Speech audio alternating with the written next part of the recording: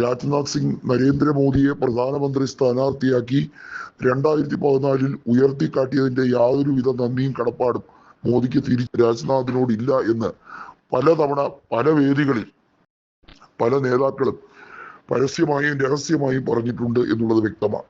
അമിത്ഷായെ പിടിച്ച് രണ്ടാമനാക്കുന്ന രീതി ശരിയായ കീഴ്വഴക്കമല്ല.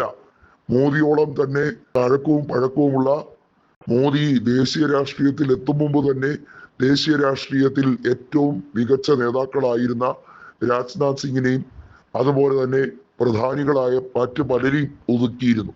നമുക്കറിയാം യശ്വന്ത് സിൻഹയെ പോലുള്ള നേതാക്കളെയൊക്കെ എങ്ങനെയൊക്കെയാണ് നരേന്ദ്രമോദി അപമാനിച്ച് വിട്ടത് എന്നുള്ളത്. ഏതായാലും രാജ്നാഥ് സിംഗ് അടക്കമുള്ളവർ UP-യിലാണ് ഉള്ളത്. UP-യുടെ മുൻ മുഖ്യമന്ത്രിയായി കുറച്ചുനാൾ സേവനമനുഷ്ഠിച്ചിട്ടുണ്ട്. അദ്ദേഹം നിലവിൽ പ്രതിരോധ വകുപ്പ് മന്ത്രിയാണ്. പക്ഷെ പ്രതിരോധ വകുപ്പിലെ പോലും കാര്യങ്ങൾ തീരുമാനിക്കുന്നത് ആഭ്യന്തരമന്ത്രിയായാൽ എന്ത് കഷ്ടമാണ് എന്ന് പലരും ചോദിക്കുന്നുണ്ട്. ഏതായാലും മന്ത്രിസഭയിലെ അഴിച്ചുപണി ഏവരും ഉറ്റുനോക്കുകയാണ്, ആശങ്കയോടെ ഉറ്റുനോക്കുകയാണ്. കാരണം പല കേന്ദ്രമന്ത്രിമാരുടെയും സ്ഥാനം തെറിക്കുമോ?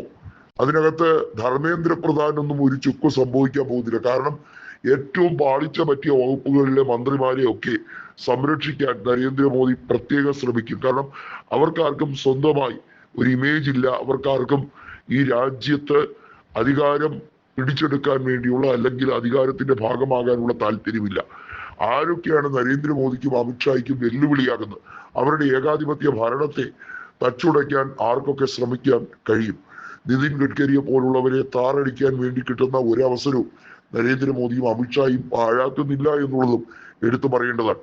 അധികാര തുടർച്ച നേടിയെടുക്കാൻ ശ്രമിക്കുമ്പോഴും നേതൃമാറ്റം വേണമെന്ന് അമിത്ഷായും മോദിയും വാശി പിടിക്കുന്നത് തങ്ങളെ ചോദ്യം ചെയ്യാൻ യുവ നേതാക്കൾ ആരും തന്നെ വെമ്പില്ല. അതുകൊണ്ട് തന്നെയാണ് നിതിൻ നബീനെ പോലെ ഒരു കളിപ്പാവെ ദേശീയ അധ്യക്ഷനാക്കി പ്രഖ്യാപിച്ചിരിക്കുന്നത്. JP നദ്ദയെക്കാളും നിതിൻ നബീൻ അധ്യക്ഷനാകുമ്പോൾ ചോദ്യങ്ങൾ കുറഞ്ഞു കിട്ടും. മോദിയും അമിത്ഷായും പറയുന്നത് അണുവിട വ്യത്യാസമില്ലാതെ ഒരു കൊച്ചു ബാലനെ പോലെ അനുസരണയോടെ അതെല്ലാം കേട്ട് അതിനെല്ലാം ചെവി കൊള്ളുന്ന നേതാവായിരിക്കും. അതുകൊണ്ട് തന്നെയാണ് നിതിൻ നബീനെ പോലുള്ള കളിപ്പാവകളെ അല്ലെങ്കിൽ BJP നേതൃത്വത്തിന് ഏതൊക്കെ രീതിയിലാണ് ഉപയോഗിക്കാൻ, മാനിപ്പുലേറ്റ് ചെയ്യാൻ താല്പര്യം അവരെയൊക്കെ പിടിച്ച് നിയോഗിക്കുക എന്ന ഒരു സാഹചര്യത്തിലേക്ക് എത്തിത്തിരിഞ്ഞിരിക്കുന്നത്. ഇപ്പോൾ മനസ്സിലാക്കുന്ന ഒരു കാര്യം എന്ന് പറയുന്നത് ദേശീയ തലത്തിൽ മന്ത്രിസഭയിൽ ഉണ്ടാകുന്ന പുതിയ രീതിയിലുള്ള അഴിമതി, മന്ത്രിസഭാ യോഗങ്ങളിൽ ഈ അഴിമതി കഥകളൊന്നും തന്നെ ഡിസ്കസ് ചെയ്യപ്പെടുന്നില്ല.